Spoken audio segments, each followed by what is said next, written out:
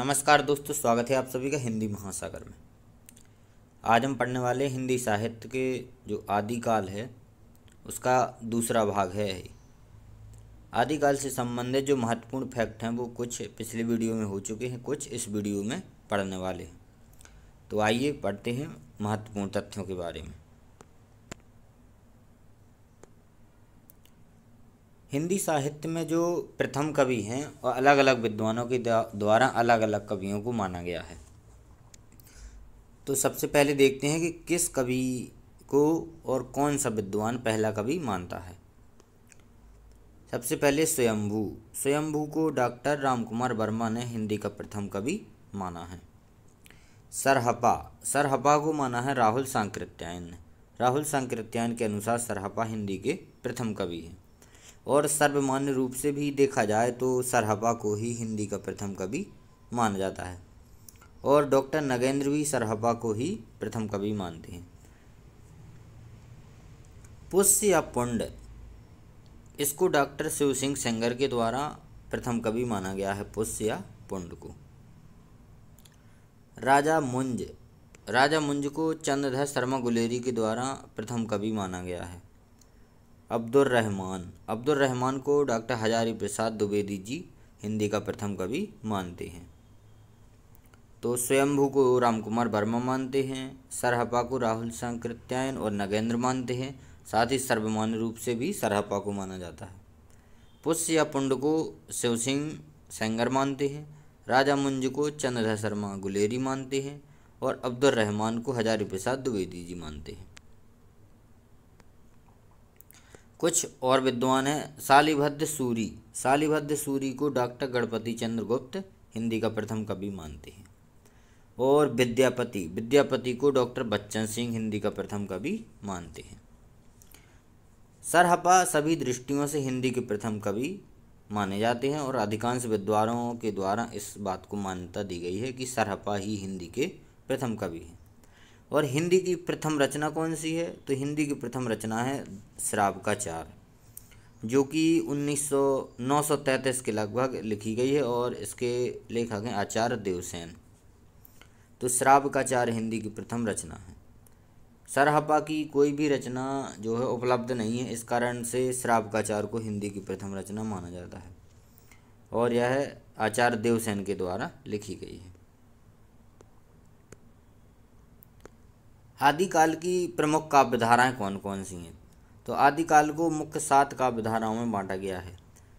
इसमें पहली रासु काव्य धारा है, दूसरी रास या जैन साहित्य है, तीसरा सिद्ध साहित्य, चौथा नाथ साहित्य और पांचवा है लोक साहित्य, छठवां है गद्य साहित्य और सातवां है अपभ्रंश साहित्य। ये मुख्य जो आदिकाल की जो जितनी भी रचनाएं हैं उनको इतनी 7 काव्य धाराओं के अंतर्गत बांटा गया है। अब एक एक को पढ़ने वाले हैं। सबसे पहले रासो साहित्य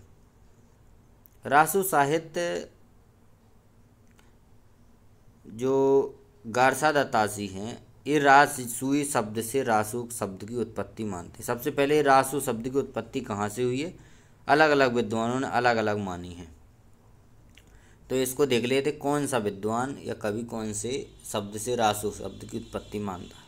तो जो गारसा दत्तासी हैं, जिन्होंने हिंदी साहित्य का पहला इतिहास भी लिखा है, उन्होंने राजसूय नामक शब्द से रासु शब्द की उत्पत्ति मानी है। कविराज श्यामलाल दास तथा डॉक्टर काशी प्रसाद जायसवाल, इन्होंने रहस्य नामक शब्द से रासु शब्द की उत्पत्ति मानी है। पंडित हरप्रसाद शास्त्री, इन्होंने राजयश से रासु शब्द की उत्पत्ति मानी है। आचार्य रामचंद्र शुक्ल बीसलदेव रासु में प्रयुक्त रसायन शब्द से रासु शब्द की उत्पत्ति मानते हैं।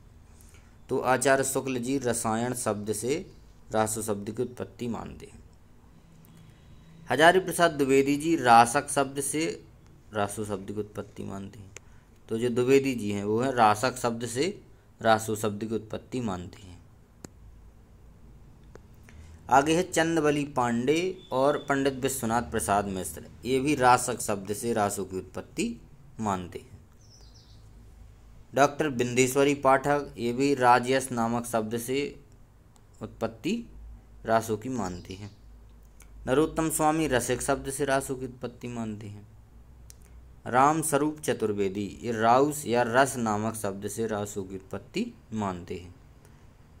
दशरथ शर्मा, माता प्रसाद गुप्त, डॉक्टर गणपति चंद्र गुप्त ये भी रासक शब्द से रासो की उत्पत्ति मानते हैं। और नंद दुलारी वाजपेयी रास नामक शब्द से रासो शब्द की उत्पत्ति मानते हैं। तो ज़्यादातर विद्वान जो है रासक शब्द से ही रासो शब्द की उत्पत्ति मानते हैं। अब देखते प्रमुख रासो ग्रंथ, जो रासो ग्रंथ हैं प्रमुख उनके बारे में जान लेते हैं। सबसे पहला है खुमाण रासो। खुमाण रासो के लेखक हैं दलपति विजय। दूसरा है बीसल देव रासो। बीसल देव रासो के रचनाकार हैं नरपति नाल है। अगली है परमाल रासो। परमाल रासो के रचनाकार हैं जगनिक। परमाल रासो को ही आलाखंड कहा जाता है। पृथ्वीराज रासो। पृथ्वीराज रासो के लेखक हैं चंदवरदाई। हम्मीर रासो। हम्मीर रासो के रचनाकार हैं सारंगधर। और विजयपाल रासो। विजयपाल रासो के रचनाकार हैं नल्ल सिंह भाट।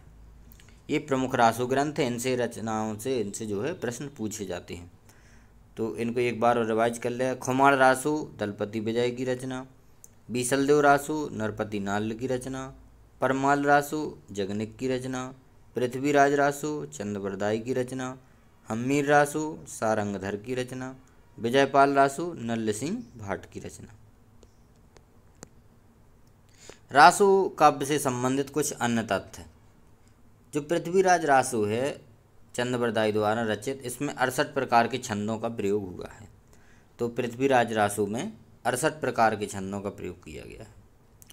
पृथ्वीराज रासो अर्ध प्रमाणिक रचना मानी जाती है। मतलब जो पृथ्वीराज रासो रचना है इसको पूर्ण रूप से प्रमाणिक नहीं माना गया है, इसको अर्ध प्रमाणिक रचना माना गया है। जबकि आचार्य रामचंद्र शुक्ल ने तो इसे जाली ग्रंथ कह दिया है। आचार्य शुक्ल के अनुसार जो पृथ्वीराज रासो रचना है वह एक जाली ग्रंथ है। आचार्य शुक्ल ने ही पृथ्वीराज रासो को हिंदी का प्रथम महाकाव्य भी माना है। तो प्रथम कविता जो है, जो प्रथम कवि हैं वो सरहपा हैं और प्रथम रचना श्रावकाचार। प्रथम महाकाव्य क्या है? तो पृथ्वीराज रासो। लेकिन इसी पृथ्वीराज रासो को आचार्य शुक्ल ने जाली ग्रंथ भी कहा है और उसी को प्रथम महाकाव्य भी माना है।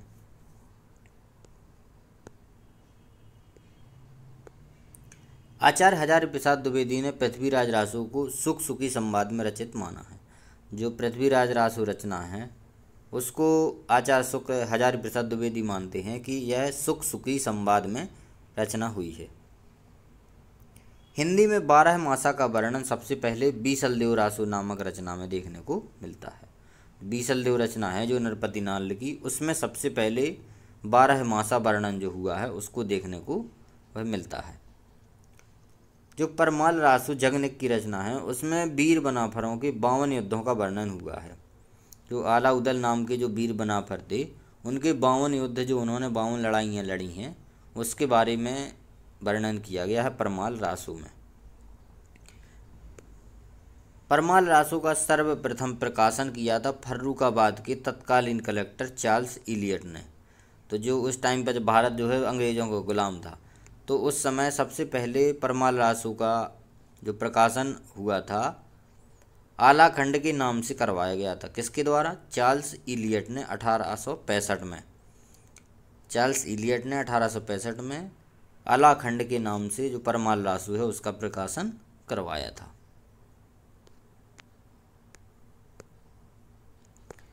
अब पढ़ते हैं जैन साहित्य। जैन साहित्य की जो प्रमुख रचना है उनको पढ़ते हैं। जैन साहित्य की सबसे पहली रचना है श्रावकाचार। इसका समय है 933। जो आदिकाल की रचनाएं हैं इसके समय में आपको अंतर देखने को मिल सकता है, तो उससे ज़्यादा परेशान नहीं होना है। श्रावकाचार का समय माना जाता है 933 और इसकी रचनाकार हैं देवसेन। अगली रचना है भरतेश्वर बाहुबली रास। इसका समय माना जाता है 1184 ईस्वी और इसके रचनाकार हैं शालिभद्र सूरी। अगली रचना है पौमचर्यू। पौमचर्यू का समय माना जाता है 8वीं सदी और इसके रचनाकार हैं स्वयंभू। इसे पैमचर्यू को जो है अपभ्रंश की रामायण भी कहा जाता है। अगली रचना है जसहर चर्यू। इसका समय माना जाता है 10वीं सदी और इसके रचनाकार हैं पुष्पदंत। अगली रचना है हेमचंद्र शब्दानुशासन। हेमचंद्र शब्दानुशासन के रचनाकार माने जाते हैं जैन आचार्य हेमचंद्र जी। अगली रचना है कुमारपाल प्रतिबोध। इसके रचनाकार माने जाते हैं सोमप्रभ सूरी। तो कुमारपाल प्रतिबोध के रचनाकार होगा सोमप्रभ सूरी। कुछ अन्य और रचनाएं हैं जिनमें है प्रबंध चिंतामणि। प्रबंध चिंतामणि का समय माना जाता है 1304 और इसके रचनाकार हैं मेरू तुंग। इन रचनाओं को ध्यान से देखते जाना। अगली रचना है चंदन वाला रास। इसका समय माना जाता है 1200 और इसके रचनाकार है आसगु कवि। अगली रचना है स्थूलीभद्र रास। इसका समय माना जाता है 1209 और इसके रचनाकार है जैन धर्म सूरी। अगली रचना है रेवंत गिरी रास। इसका समय माना जाता है 1231 और इसके रचनाकार है विजय सेन सूरी। अगली रचना है नेमिनाथ रास। इसका समय है 1213 और इसके रचनाकार है सुमति गण। अगली रचना है भविष्यत कहा। इसका समय माना जाता है 11वीं सदी और इसके रचनाकार है धनपाल। अगली रचना है परमात्म प्रकाश। इसका समय माना जाता है 10वीं सदी और इसके रचनाकार योगिंदु। अगली रचना है पाहुड़ दोहा। इसका समय 10वीं से 11वीं शताब्दी के मध्य में माना जाता है और इसके रचनाकार हैं राम सिंह। तो ये कुछ और अन्य जो है जैन साहित्य से संबंधित प्रमुख रचनाएं थीं। अब जैन साहित्य से संबंधित कुछ तथ्य हैं। जैन साधुओं द्वारा जो जैन मत का प्रचार करने के लिए जो रचनाएं रची गई थीं वही जैन साहित्य है। तो जो जैन साधुओं द्वारा जैन मत का प्रचार मध्य प्रदेश के पश्चिमी क्षेत्र में हुआ है। तो जो मध्य प्रदेश का पश्चिमी भाग है वहाँ पर जैन मत का जो है प्रचार ज़्यादा हुआ है। जैन कवियों की रचनाएं आचार, रास और फागु एवं चरित इन शैलियों में मिलती हैं। तो कौन कौन सी शैलियों में मिलती? आचार, रास, फागु एवं चरित इन शैलियों में जो जैन रचनाएं रची गई हैं मिलती हैं। आचार शैली में जैन काव्यों में घटनाओं के स्थान पर उपदेशात्मकता की प्रधानता है। जो आचार शैली में जो रचनाएं रची गई हैं उनमें घटनाओं से ज़्यादा उपदेश देने की बात उपदेश जो है दिया गया है। तो उपदेश की प्रधानता है जो कि आचार शैली में रचनाएं की गई हैं।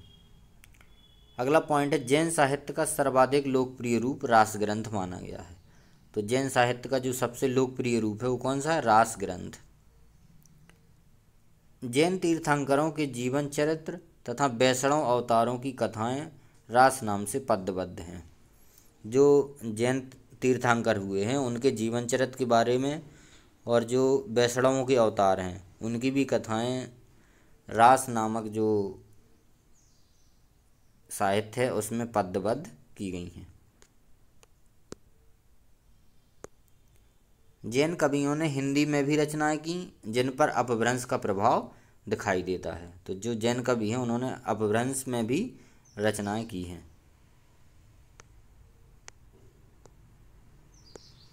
जैन कवियों ने कृष्ण कथा को हरिवंश पुराण कहा है। तो जो जैन कवि हैं उन्होंने जो भगवान कृष्ण की कथा है उसको कहा है उन्होंने हरिवंश पुराण। गुलेरी जी ने जैन कवियों को इतिहास रक्षा के प्रति अधिक सचेत बताया है।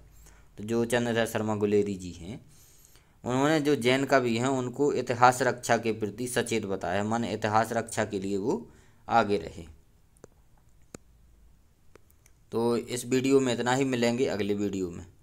कुछ जो महत्वपूर्ण फैक्ट और रह गए हैं अगले वीडियो में उनको कवर कर लेंगे तो आदिकाल जो है पूरा कंप्लीट हो जाएगा। यदि वीडियो पसंद आया है तो लाइक करें, कमेंट करें और चैनल पर नए हैं तो सब्सक्राइब जरूर करें। धन्यवाद।